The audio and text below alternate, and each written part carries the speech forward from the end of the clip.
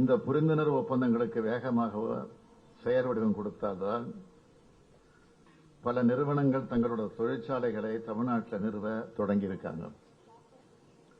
எடுத்துக்காட்டா ஜப்பான் நாட்டை சேர்ந்த ஓம்ரான் மற்றும் மிட்சுபிஷி போன்ற நிறுவனங்கள் தங்களோட தொழிற்சாலைகளை நிறுவ தொடங்கிட்டாங்க.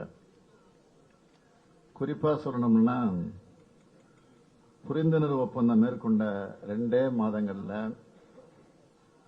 ஓம்ரான் நிறுவனத்தோட தொழிற்சாலைக்கு அடிக்கல் நாட்டி வைக்கப்பட்டு கட்டுமான பணிகள் நடைபெற்று வருகின்றன.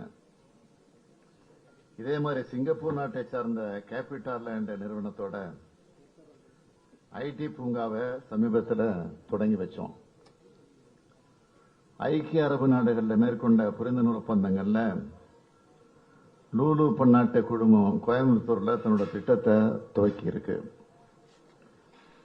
ஜப்பான், சிங்கப்பூர் போன்ற நாடுகள்ல மாதிரியே ஸ்பெயின் நாட்டிலையும் முதலீட்டாளர்கள் மாநாடு நடத்த இருக்கேன். ஸ்பெயின் நாட்டை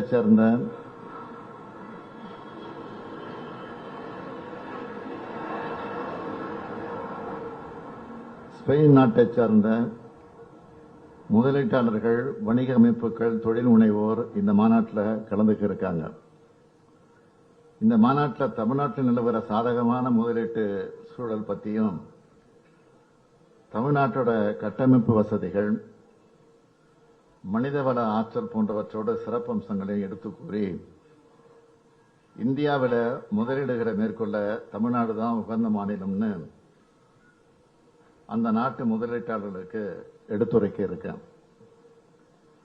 இந்த பயணத்தின் போது ரோகா மற்றும் கெஸ்டாம்ப் உட்பட சில பெரும் தொழில் நிறுவனங்களுடன் இன்வெஸ்ட்மெயின் என்னும் முதலீட்டு அமைப்புடன் நேரடி பேச்சுவார்த்தைகளை மேற்கொள்ளப்பட இருக்கு. இந்த பயணத்தின் மூலமா ஐரோப்பிய நாடுகளோட கவனத்தை ஈர்த்து அந்த நாடுகளில் இருந்தும் முதலீடுகளை பெருமளவு ஈர்க்க முடியும்னு நம்புறேன்.